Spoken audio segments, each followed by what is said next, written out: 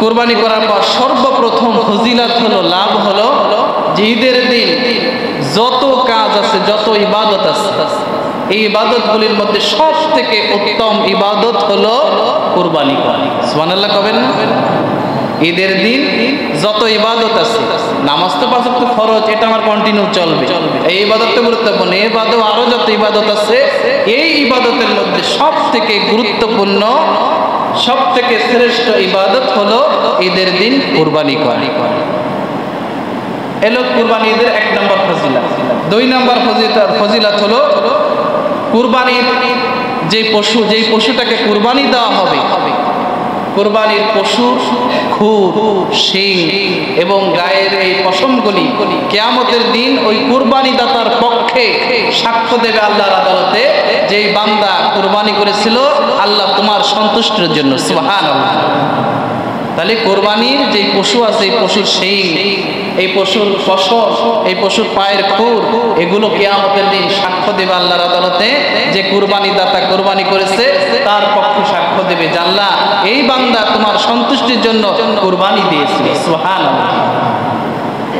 এরপর কুরবানির ফজিলত আসছে যে কুরবানি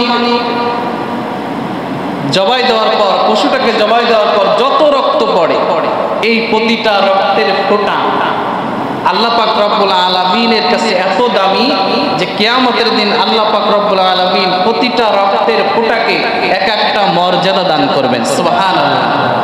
তাহলে কুরবানির পশুর রক্তের কত দাম আল্লাহ তাআলার কাছে, যেই পশুর প্রত্যেকটা রক্তের ফোঁটাকে কিয়ামতের দিন আল্লাহ পাক রব্বুল আলামিন এক একটা মর্যাদা দান করবেন। সুবহানাল্লাহ। এরপর আল্লাহ নবী সাল্লাল্লাহু আলাইহি ওয়াসাল্লাম বলেন, যেই পশুটাকে কুরবানি দেওয়া হবে, এই পশুর প্রত্যেকটা পশমের বিনিময়ে এক একটা নেকি ওই আল্লাহর বান্দায় আমলনামা লিখে দেয়। সুবহানাল্লাহ। যে আল্লাহর বান্দা কুরবানি করলো, প্রত্যেকটা পশু গায়ে যত পশম আছে, পশম তো গুণে শেষ করে পারা যাবে না।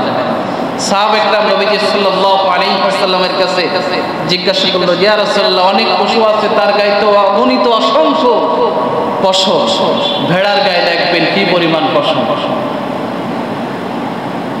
সাহাবায়ে কেরাম বললেন, ইয়া রাসূলুল্লাহ, এই পশমের বিনিময়ে কি নেকি পাবে? নবীজি সাল্লাল্লাহু আলাইহি ওয়াসাল্লাম বললেন, যেই পশুর গায়ে যত পশম তত পরিমাণ নেকি ওই বান্দার আমলনামায় লিখে দেওয়া হবে।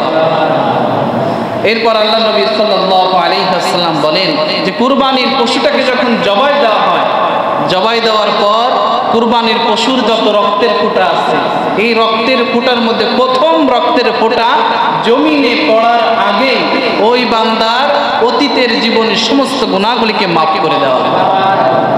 তাহলে কোরবানি দেওয়াতে লাভ আছে নাকি লস আছে? আপনি কোরবানি দেবেন, আপনার পশুর রক্তের ফোঁটা জমিনে পড়ার আগে আল্লাহ পাক রব্বুল আলামিন আপনার অতীতের জীবনের সমস্ত গুনাহগুলিকে মাফ করে দেবেন। তাহলে এত বড় ফাজাইল থেকে যদি আমরা মাহরুম হয়ে যাই, সামর্থ্য থাকার পরেও যদি আপনি কোরবানি না করি, তাহলে বখিলের পরিচয় দিলাম। আর এই বখিলের সম্পদ কারুনের মতো ধ্বংস হয়ে যাবে। এই বখিলের সম্পদ দুনিয়াতে থাকবে না। এই বখিলের সম্পদ, এই নাপাক সম্পদ ভালো কাজে ব্যয় হবে না।